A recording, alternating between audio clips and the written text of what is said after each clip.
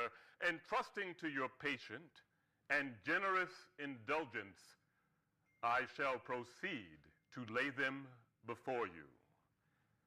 This, for the purpose of this celebration, is the 4th of July. It is the birthday of your national independence. It is to you what the Passover was to the emancipated people of God. It carries your minds back to that day and to the act of your great deliverance. May the patriot not hope that high lessons of wisdom, of justice, and of truth shall yet guide her in her destiny. Were America older, the patriot's heart might be sadder, the reformer's brow heavier. America's future might be shrouded in gloom, and the hope of her prophets go out in sorrow. There is consolation in the thought that America is young.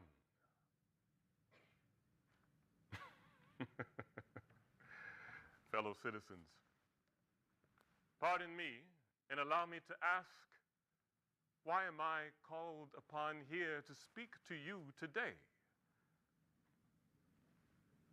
What have I, or anyone I represent, to do with your national independence?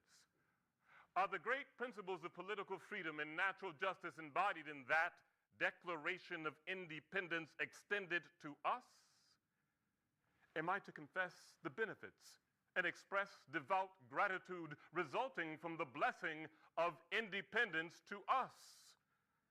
Would to God, for both your sakes and ours, an affirmative answer would truthfully be returned to the question, then would my labor be light and my burden easy and delightful. For who would not lend his voice to the hallelujahs of a nation's jubilee when the chains of servitude had been torn from its limbs? But such is not the state of the case. I say, with a sad sense of disparity between us, I am not included within the pale of your glorious anniversary. Your high independence only reveals the immeasurable distance between us. The rich inheritance of life, liberty, and the pursuit of happiness bequeathed by your forefathers is shared by you, not me. The sunlight that brought life and health to you brought stripes and death to me. This 4th of July is yours, not ours. You may rejoice. We must mourn.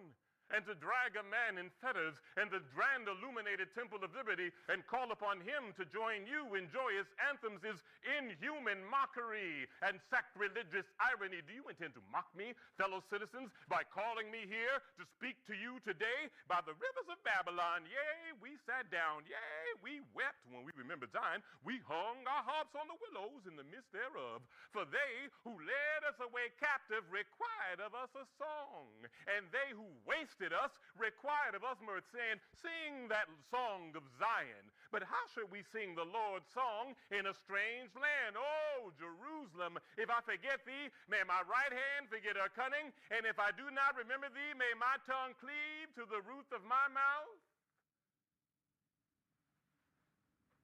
Fellow citizens, beyond your national and tumultuous joy, I hear the mournful wailing of millions whose chains, grievous yesterday, are today rendered more intolerable by the jubilee shouts that reach them. If I do forget, if I do not remember the bleeding children of sorrow, may my right hand forget her cunning, and may my tongue cleave to the roof of my mouth. To forget them and to pass lightly over their wrongs and chime in with the popular theme is treason, most scandalous and shocking, and would make me a reproach before God and the world. My subject then, fellow citizens, is American slavery. The simple story is that 76 years ago, the people of this country were British subjects. Your fathers deemed the English government as the home government and England as the fatherland. The home government did impose upon its colonial children such burdens and restraints as it deemed wise, right, and proper. But your fathers, who had not chimed in with the popular idea of the day of the infallibility of government, began to differ with those burdens and restraints. They went so far in their excitement as to pronounce the English government as unruly, unjust, and oppressive, and altogether such as not ought to be quietly submitted to. And I scarcely need say, fellow citizens, that my opinion of those measures fully accords with that of your fathers. To say now that America was right and England wrong is exceedingly easy. For there was a time when to pronounce against England and in cause of the colonies tried men's souls. Those who did so were called makers of mischief, agitators, rebels, dangerous men. But your fathers were brave men, statesmen, patriots, and heroes, and for the good they did and the cause they stood for, I will stand with you to honor them in their memory. Feeling themselves unjustly treated, they earnestly sought redress. They petitioned and they remonstrated. They did so in a decorous, loyal, and respectful manner. But oppression makes a wise man mad. Your fathers were wise men, and if they did not grow mad, they grew restive under this treatment. They felt themselves the victims of grievous wrongs, wholly incurable in their colonial capacity. It was just at this time that the idea of total separation of the colonies from the crown was born, resolved that these united colonies are and of right ought to be free and independent states, that they are absolved from all allegiance to the British crown, and that all political connection between the colonies and the state of Great Britain is and ought to be dissolved. Friends, your fathers made good that resolution. They loved their country better than they loved their own private interests. They staked their lives, their fortunes, and their sacred honor all in the cause of liberty. They seized upon eternal principles and set a glorious example in their defense. Mark them, their solid manhood stands out all the more as we contrast it with these degenerate times. Shall we take a look at this day with its popular characteristics from the slave's point of view? What to the American slave is your 4th of July?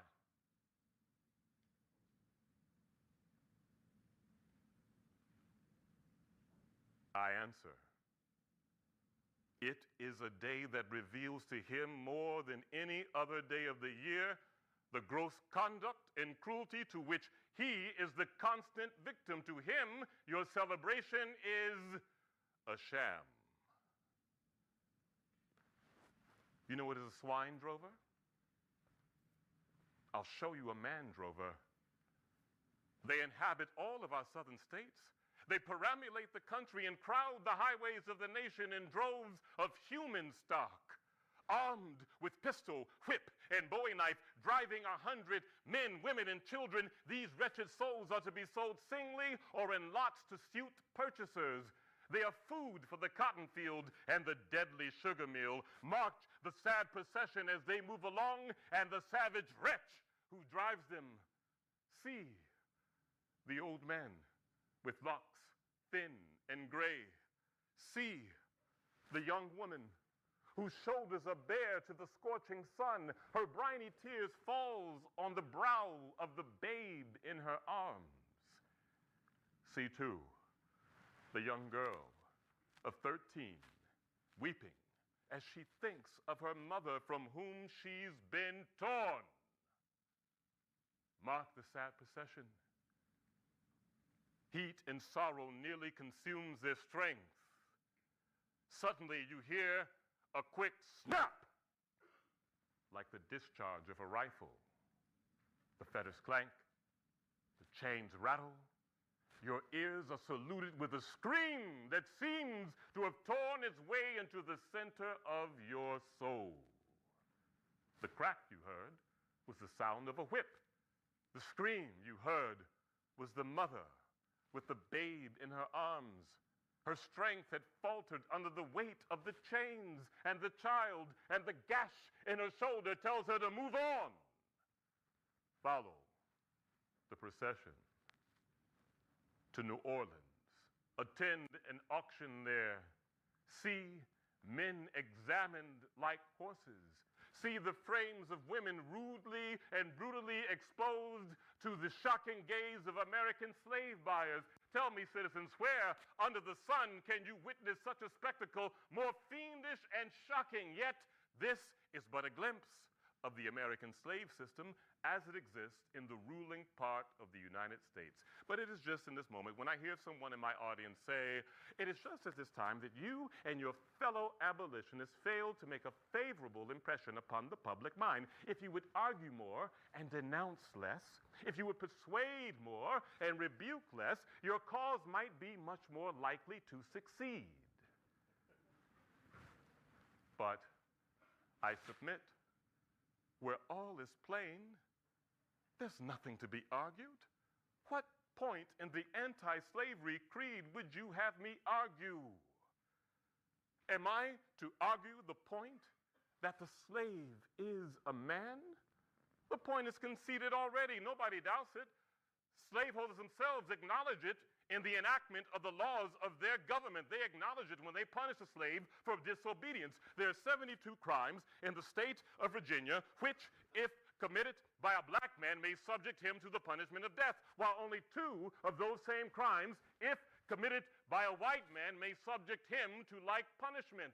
What is this but the acknowledgement that the slave is a moral, intellectual, and responsible being?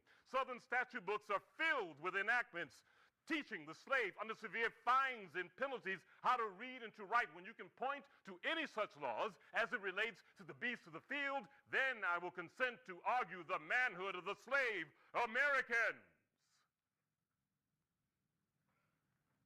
your Republican politics, as well as your Republican religion, is flagrantly inconsistent. You boast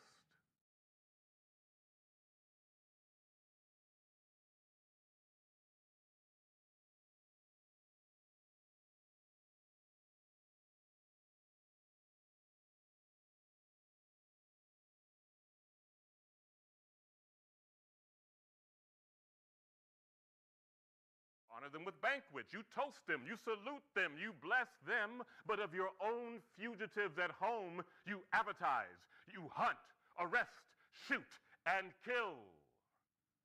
You mourn fallen hungry. You make her wrongs the subject of your poets, your orators, and your statesmen. But of the 10,000 wrongs committed against the American slave, you enforce the strictest silence and would deem him an enemy of the nation that would make their subject public discourse. You say that all men are created of one blood and that all men everywhere should love one another, yet you notoriously hate those whose skin is not colored like your own. You proclaim before the world, and before the world proclaim, we hold these truths to be self-evident, that all men are created equal and have been endowed by their Creator with certain inalienable rights, and that of life, liberty, and the pursuit of happiness. Yet, you hold in bondage a 7th part of the inhabitants of your country. Friends, the existence of slavery in this country brands your republicanism a sham, your humanity a base pretense, your Christianity a lie. It destroys your moral power abroad. It corrupts your politicians at home. It saps the very foundation of religion. It makes your name a hissing and a byword to a mocking earth.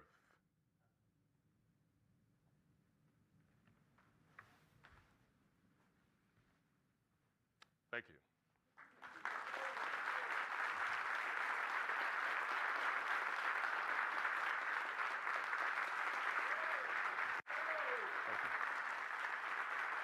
Thank you. Thank you. Thank you.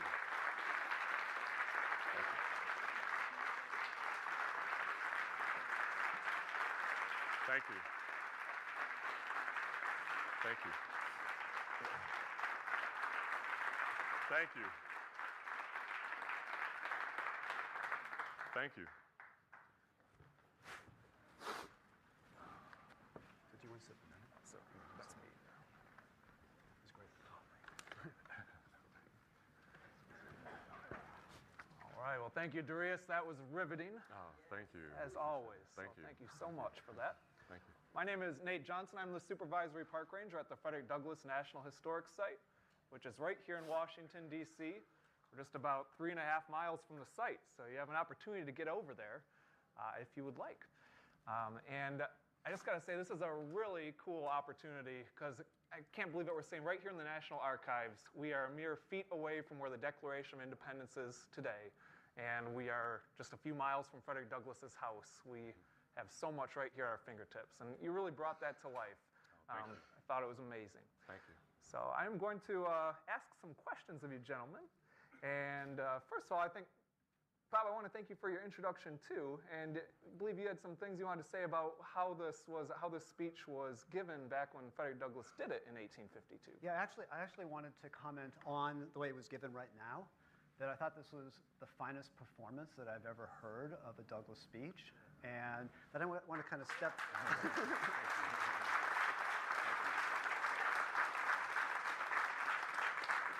I want to step back to the 1850s because things were different then. You were pretty quiet and dutiful and polite and all that, but there were a few moments, maybe one moment that stood out where people laughed. And I've read a whole bunch of transcripts of Douglass's speeches in newspapers, and you'll have a few sentences, and then you'll have parentheses, laughter. Or a few sentences and parentheses, tell him Frederick, stuff like that. So back in the 1850s, when Douglass gave speeches, people were really kind of worked up. He was known not just as a passionate person speaking out against slavery, but as one of the great comic performers. And he did some mimicry early on that I thought was really terrific. The other thing I just wanted to say, and not to embarrass you at all, when Douglass gave his speeches, and this really annoyed the abolitionists who sponsored him, women lined up to meet him. And there's stuff in print in which the abolitionists say, particularly they want the white women to stay away from Douglass, and they didn't. And I was thinking you had a certain charisma that was Douglass-like, and I'll leave it at that. Be careful, my wife's in the audience. She brought a shotgun yesterday. Okay. And when my wife buys things, she tends to like to use it real quick. And in this particular speech, when Douglass gave it in 1852, and we might disagree a little because we have talked about this, people in Rochester loved it.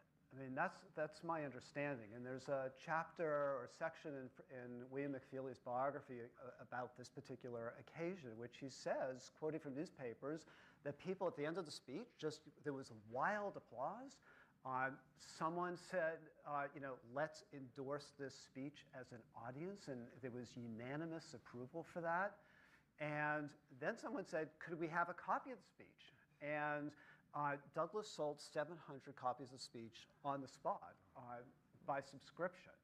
So I wanted to say that because the speech, the things that you were performing and stating, speech is quite radical.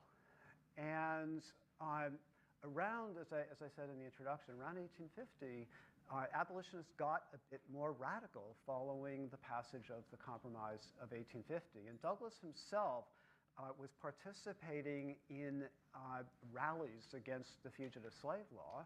And in the early 1850s, about a year before he gave the speech, he's saying that you would be doing God's work if you were to kill a fugitive slave hunter.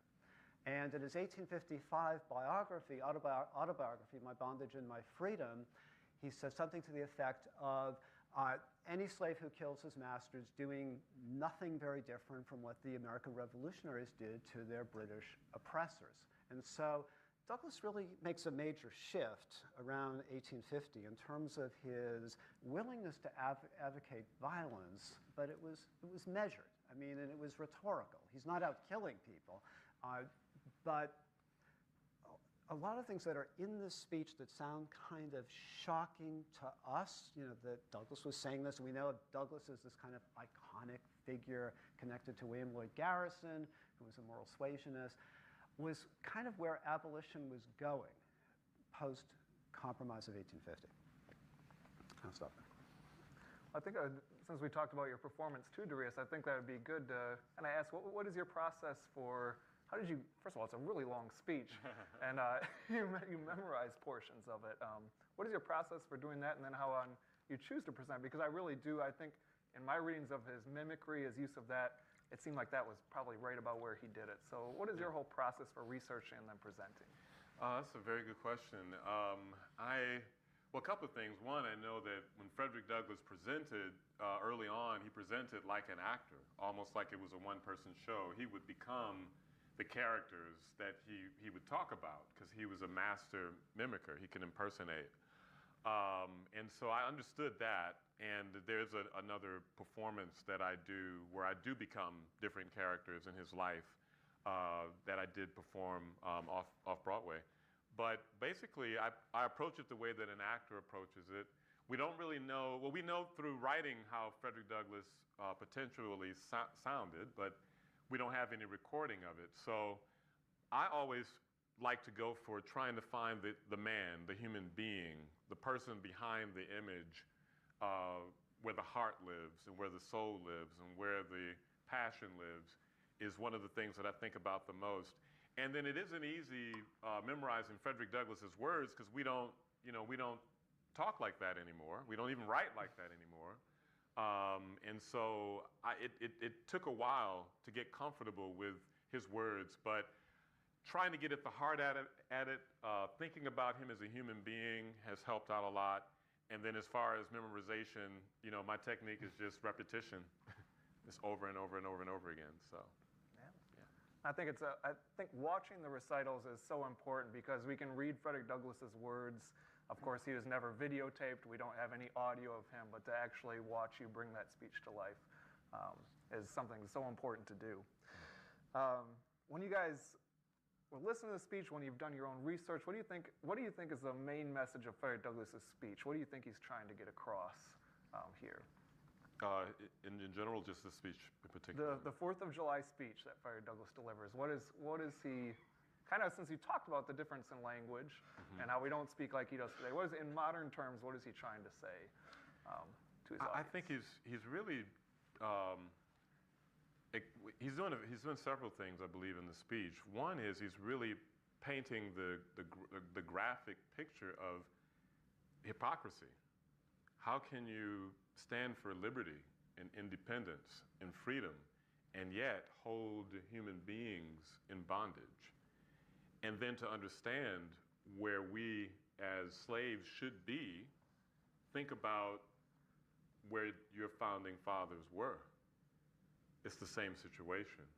And so I believe that Frederick Douglass took the opportunity and advantage of the opportunity to promote the liberation of the slaves based on everything that the founding fathers was standing for as it relates to freedom and independence. So I don't think I think there was no bitterness or maliciousness in his speaking. I think he was very compassionate and had a tremendous amount of heart for the people he was speaking to, but he wanted them to see in a graphic manner the need for these human beings to be free. And so I believe his goal was to use it as another opportunity to promote the freedom of the slaves. Mm-hmm. And I mean, I basically agree with that. I think he's basically saying that the American Revolution is unfinished. It's incomplete as long as there is slavery, and that was a very profound message in the 1850s. There's excerpted from a 2-hour speech. According to people who were there, it took about 2 hours, and I could imagine enjoying hearing you talk for 2 hours. The speech ends with Frederick Douglass. It's a very powerful moment that you could add in other variants or perhaps have. It's all about hope. I mean, he uses the word hope. Despite everything I'm saying, I have hope. So I think part of the power of the speech, and here I might sound like I'm doing a July 4th kind of number, but part of the power of the speech is that he is tapping into American ideology and saying this has a lot of potential. Ideology about equality, for one. So it's a highly critical speech. He's angry because of the fugitive slave law.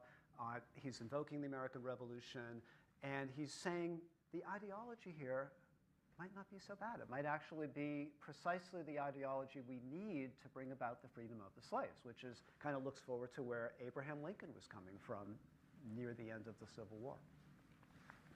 I think it's in the speech too. He also refers to the Constitution quite a bit, and he talks about it as being a freedom-loving document, and that's quite a different view than the Garrisonians, correct? Yeah. So Garrison believed, with good reason, that the Constitution was pro-slavery because it had a 3/5 clause built into it, which is to say that slaves count as 3/5 of a person for representation. So from Garrison's point of view, the Constitution was supporting the slave power, was pro-slavery, and thus he was arguing against working within the political system. He's kind of working against it or beside it. And that, as I said in the introduction, is an important kind of point that Douglass breaks from Garrison on, and I think it has to do with what I was talking about, with this idea of hope.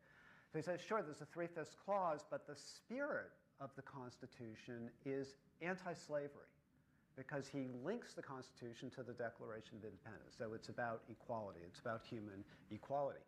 Once he makes that assumption, he can get involved with politics, and he starts to vote.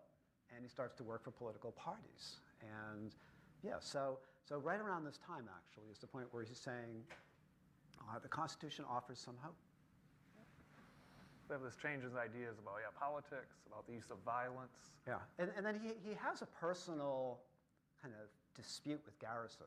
So, if you want to be a little bit cynical, you could say he came to hate Garrison. Garrison believed this about the Constitution, therefore I will believe this about the Constitution, which was the opposite of Garrison. So I think still today, too, this is a speech that intellectually it still makes us think, and emotionally it still makes us feel. And it's still a very powerful speech. Why do you all think it still remains so relevant today to us? It's been 165 years since Frederick Douglass delivered this speech. And still, you can feel it in the crowd. It's still something that affects us today. Why is that? I think for a couple of reasons. There's this speech, and if you don't mind my mentioning, there's another speech a year before he died called Lessons of the Hour, Why the Negro is Lynched, which, if you read that speech, and I do perform that speech also, it will make you think of today, some of the things that he's saying. And I think there's so many parallels to today, and there's so many things in the atmosphere.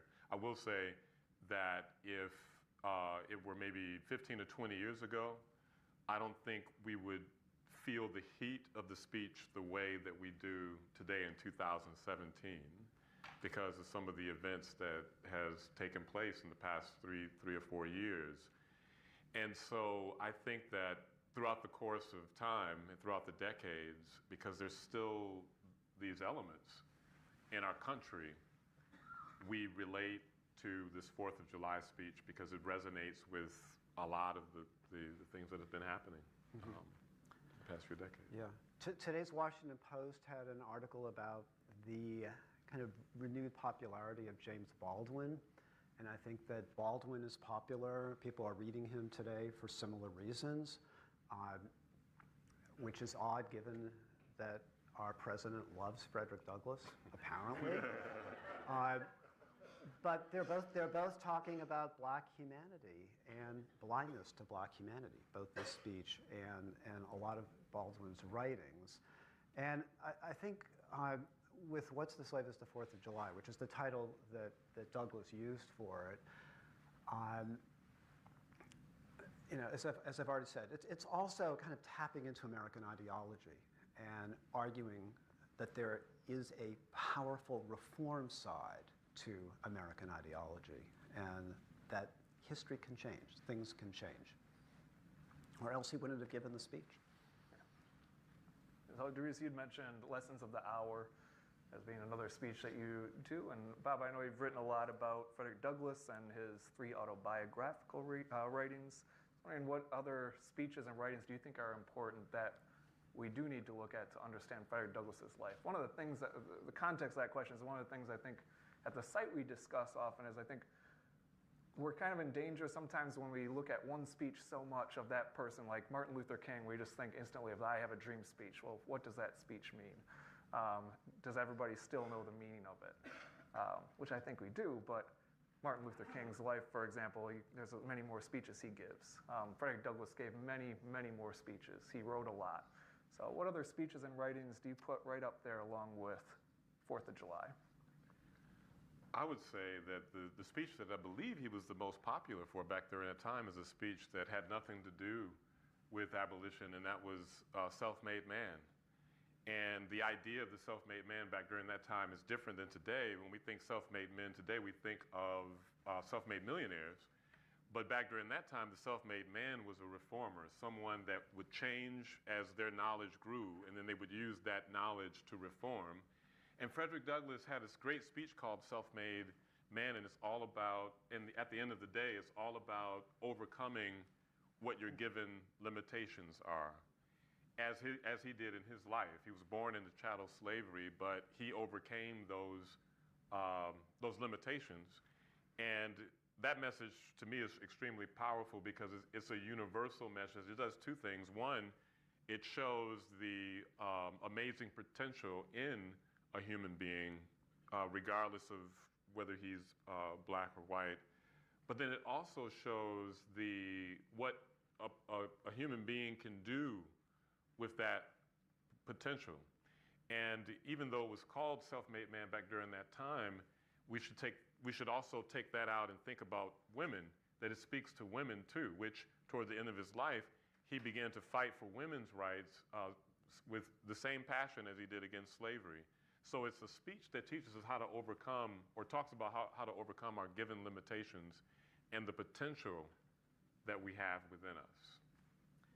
Douglass had his fatal heart attack about 3 hours after he gave a speech at a women's rights convention. So, I mean, he did do a lot of speaking about women's rights. I am taken with the speech he gave just a year later, the claims of the Negro ethnologically understood. It's just kind of a fascinating scientific study of race and racism, but mostly of race. Like, what do racial scientists know? Where are they coming from? Why are they saying things about black people as if they're radically different from white people? And the really interesting thing about the speech is that he gave it at Case Western Reserve. He was invited to give the Phi Beta Kappa speech. And I want to learn more about that. How is it that these white students came to know Douglass well enough to invite him there to give this speech? 2 other things I would just quickly mention in terms of works that have interested me, and they aren't speeches. In 1853, Douglass published a novella that not many people know called The Heroic Slave, which was in some ways a response to Uncle Tom's Cabin.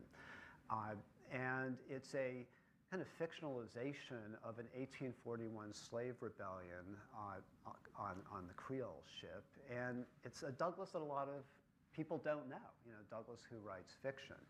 And as mentioned in the introduction to me, I'm very interested in Douglas's autobiographies, which would make me different from a 19th century person, because 19th century people basically loved the speeches, and some people knew the autobiographies, but not many. I love his last autobiography, The Life and Times of Frederick Douglass, where there are chapters on his involvement with John Brown, chapters on his friendship with Abraham Lincoln. And I think that there is a problem in the way that a lot of us understand Douglass in terms of that very famous first autobiography, the narrative of the slave Frederick Douglass, published in 1845 when he was all of like 28. He lives to 1895. He has this fascinating life, and he has this massive, I think very readable, 650-page autobiography that covers so many aspects of his life. And so I hope that my own work on that autobiography will lead others to read it and for a greater recovery. Because I think, year by year, he's just so fascinating. And we tend to focus on the pre-Civil War years. I'm glad you mentioned the anti-lynching speech. To touch on that, what are some of the lesser-known aspects of Frederick Douglass's life that interest you the most? And having researched Frederick Douglass and portraying Frederick Douglass. Will there be time for questions? Thank you. There will be time for questions. I will let the audience members know when to stand up and go towards the microphones. But I'll give a very quick response. Douglass was an ambassador to Haiti in, I guess it's the late 1880s, and he became friendly with Haitian leaders, and he lost his job because American governmental people thought he was too sympathetic to Haiti, and Haiti tapped him to be the person who oversees the Haitian Pavilion at the 1893 Chicago World's Fair. That's a whole different story about Douglass. Douglass about the Southern Americas, about Haiti, these very interesting political friendships, and kind of his problems of actually being a politician because he couldn't hold on to the job. He started a bank. It didn't do well, but he did start a bank. Frederick Douglass was a rock star. He was like the Jimi Hendrix of his day. Back during that, today everybody wants to be a basketball star, football star, rap star. Well, public speaking was that. He was the Sidney Poitier of his day. He was the great actor of his day as far as his fame. And so a lot of times we don't know that Frederick Douglass had that kind of power. And he was the most photographed man of that century, too, is something to know about Frederick Douglass. Absolutely. So at this time, I'm going to let audience members know if you have any questions please, you can begin to line up at the microphones. I'm going to ask one more question here, and then we'll take some questions from the audience. But I just wanted to mention, too, when you're talking about especially Frederick Douglass's life and times, that he wrote that while he was living in the house that is now protected as part of the Frederick Douglass National Historic Site. So today I actually got to sit on Frederick Douglass's porch and read portions from his life and times and think, oh man, he was just sitting right inside this house writing that book. And he was actually, while he was serving as ambassador to Haiti, he was living in that house. So it's a really interesting place to visit, and I just wanted to let everyone know too that during the following year, 2018 here, is the bicentennial of Frederick Douglass's birth. And so there are going to be a lot of programs at the site and probably internationally, nationwide, to recognize Frederick Douglass's life and legacy. And so that's what my last question is going to get at, is that why do you think it's important that we recognize the life and legacy of Frederick Douglass today? I believe that it's important for one of the reasons why I mentioned earlier is he represents freedom and liberty universally. He represents it for me as an African-American man and my wife as an African-American woman. But he also represents freedom as it relates to all the different aspects that we go through in our life, being able to overcome our limitations. Some of us are experiencing certain bondage as it may relate to addiction. It may relate to a relationship. It may relate to a job. It may relate to a certain aspect of how you're living in life.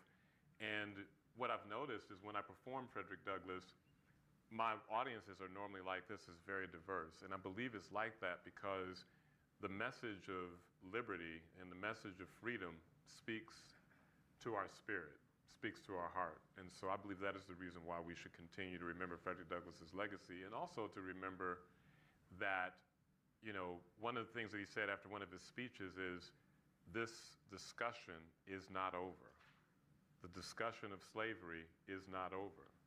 The discussion of racism is not over. The discussion of discrimination is not over. And so because it is not over, we should continue to remember.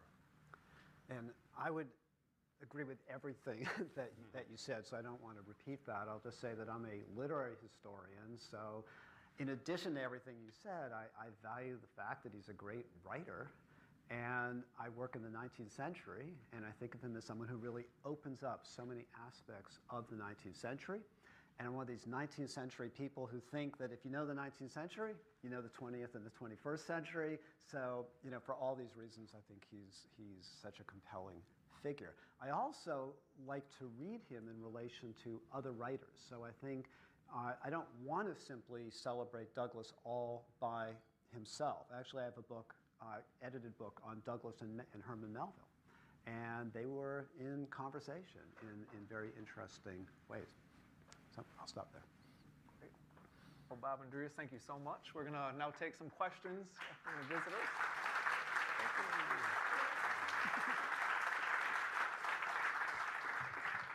Was this mic on? Thank you. My name is John Del Pino. I have a comment first and a question about Frederick Douglass. And thank you very much for those organizing this, and especially you, sir, for recreating the passions of Frederick Douglass. Thank you. As a young man born in Columbia who was raised in the Washington, D.C. area, I would just say I was not someone who was designed to be a basketball star or rap, although I admire those, but someone who deeply admired history, especially U.S. history. And having studied U.S. history and public policy in Chicago, but that is neither relevant, actually. My question is related to the relationship between Lincoln and Douglass. Since those who know Douglass know especially that Douglass was the first black man invited to the White House, I like all your thoughts, especially how with Lincoln's tragic end, but also his inspiring message, in my belief, that the best speech ever by an American president, the second inaugural. What are your thoughts, all of you there, on how Douglass himself evolved on the very topic today, the 4th of July, given what he later experienced in life in terms of hope, experience, but also the lesson and passions that he himself had? Thank you. Do you want me to answer that? I think, Bob, maybe, yeah. I have a kind of revisionary chapter on the Douglass-Lincoln relationship in my new book. So I think the story that's been told is kind of implicit in your question, that Lincoln very much admired Douglass. Douglass very much admired Lincoln. They had profound interactions during the Civil War. Those interactions had an impact on both people. And Douglass in particular was arguing very vociferously for the right for black men to fight in the Civil War as part of the Northern Army. Douglass loves Lincoln. I'll say all that. And then the revisionary part of my reading, from kind of picking up on Douglass's autobiographical writings and on his speeches, is I think that this relationship has been overly mythified. They met several times. My estimate is they met for a total of 1 hour over 4 years of the Civil War. Douglass has speeches about Lincoln that are highly critical. Douglass never voted for Lincoln, which is really interesting. Even in 1864, he doesn't vote for Lincoln. He thinks that Lincoln is committed too much to the Union and doesn't care as much about the slaves. And there's fascinating material in Douglass's journals, in Douglass's magazine called Douglass's Monthly, in which month by month he's just going after Lincoln. And he's concerned that Lincoln wants to colonize blacks to Central America. So the revisionist part of my reading is that this was a more prickly relationship than has been previously been thought. That doesn't mean that by 1865 that these people haven't profoundly influenced each other. So I think that that's also there. I think that it's one of the more fascinating stories about the Civil War, this particular relationship. Lincoln was keeping an eye on Douglas in the early 1860s and reading what he was saying. There's evidence of that. And Douglas was following the Lincoln-Douglas, Stephen Douglas debates in 1858. So to make a long argument short, what I argue in my book is that there's a more profound human connection between Frederick Douglass and John Brown than there is between Frederick Douglass and Lincoln, at least to the time of the second inauguration. But I still see profound influences on both sides. And when Lincoln is assassinated, Douglas gives these, speaking of great speeches, I mean, he gives some great speeches about Lincoln and about his love of Lincoln and about Lincoln as the great savior of the country. So I think it's a kind of complex, prickly, and ultimately still very moving relationship between these two great figures. Do you have another question? Yeah, I have two questions, and it maybe anyone on the panel can answer. One is about the relationship between Douglas and Harriet Tubman, because they were both from the Eastern Shore, although they were from different counties. I'm not sure about the dates on that. And the second one is, and I've thought more about this over the years as I've studied African American history, my history.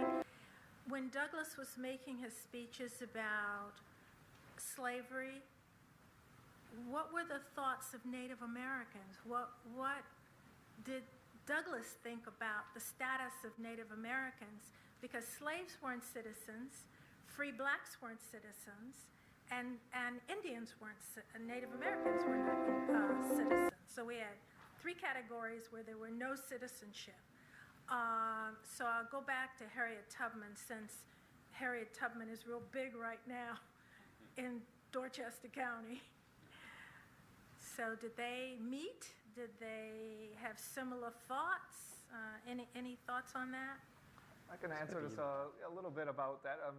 I don't know too much about his relationship with Harriet Tubman, how close it was, but we definitely know that they knew each other, they spent time together. And particularly when Frederick Douglass lived up in Rochester, New York, he's fairly close to the Canadian border. And where is Harriet Tubman trying to take the people that she's helping to escape but across that border? And she spends time in Canada herself. So she's going through Rochester, staying at the Douglass home then. And I know I've seen in our collection, we have a collection of thousands of objects that belong to Frederick Douglass. Among them is at least one biography on Harriet Tubman from her time. So we know Frederick Douglass collected other people's narratives, and that included Harriet Tubman's.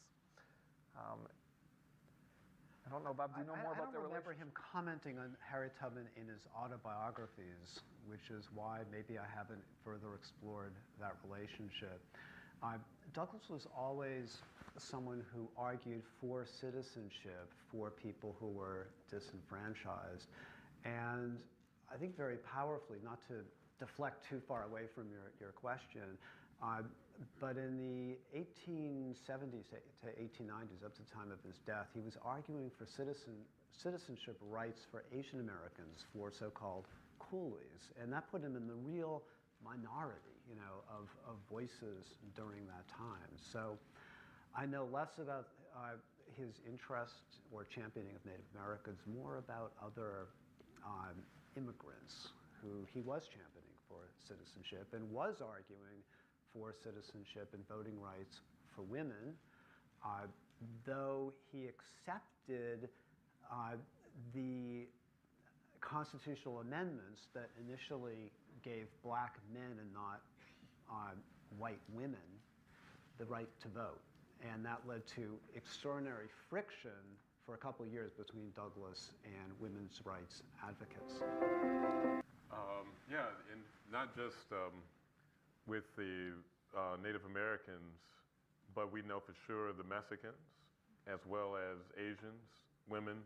And then he became very famous in Ireland because of the oppression some of the Irish were having there. They looked to Frederick Douglass's writings for inspiration and hope And when he was overseas there, he was very famous for speaking to what was happening with them. But his speeches and his ideas did inspire and connect with people outside of African Americans. And then he did have a relationship with Harriet Tubman, and there were letters or some kind of correspondence between the two of them. And I believe she sent him a gift of one of her walking sticks. And he also had probably even more of an intimate friendship with Sojourner Truth. Thank you. Yeah. It's a good question. Yes, sir. I was wondering, Massachusetts made slavery, outlawed slavery almost immediately after independence, and several of the other states felt it was incompatible with the Declaration of Independence.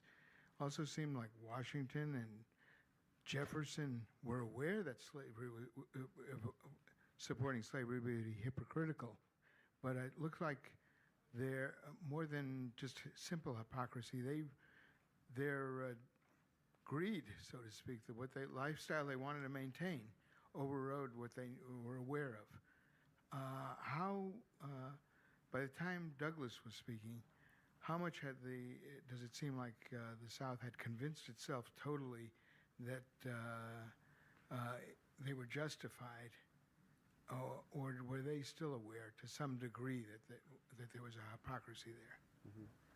I think generally, so in the context and the circumstances change by the time that Douglass gives his speech. And I certainly do think some of the founding fathers maybe did see that that if slavery did not extend, it would die.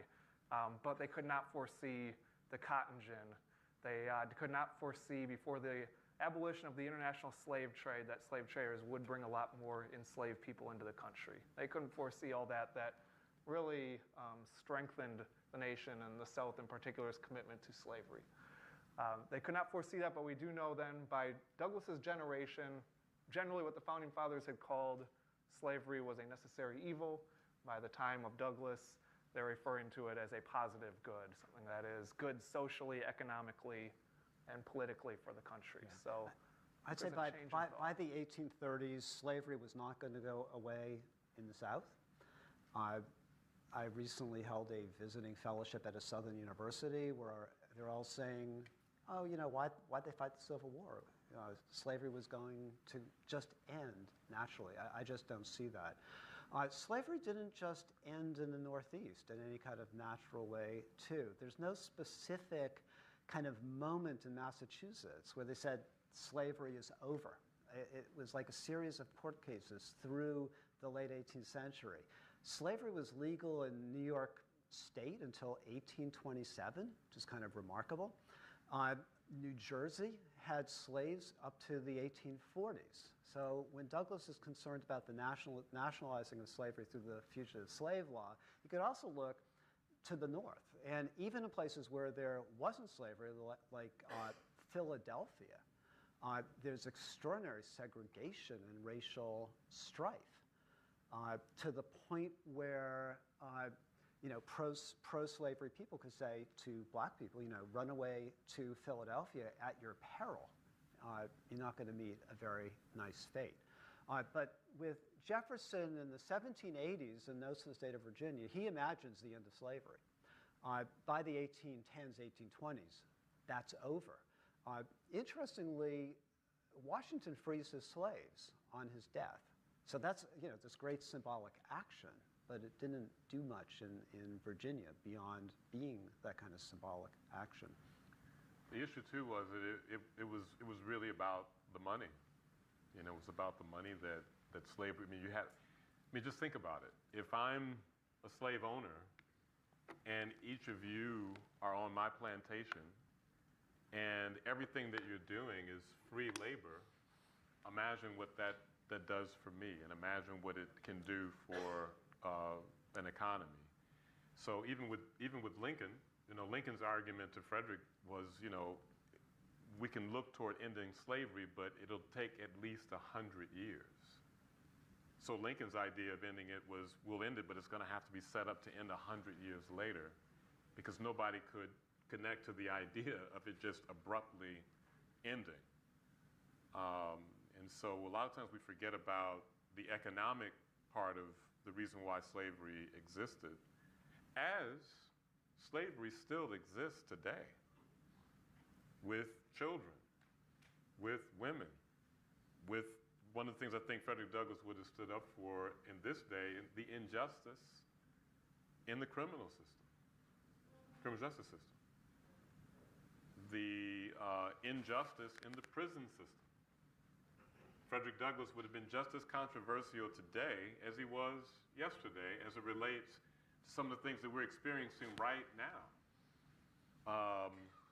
There's slave labor that's going on right under our nose right now.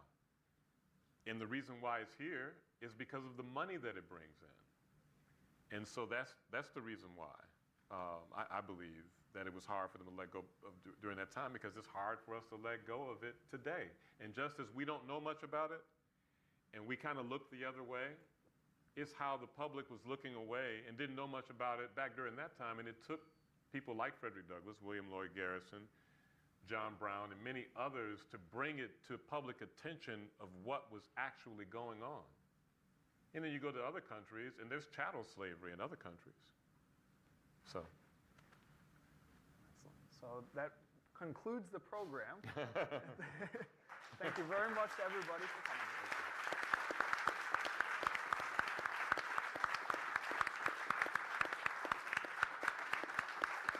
thank you. All right, thank you, Darius, and thank you, Bob. Thank you. I appreciate it. Thank you.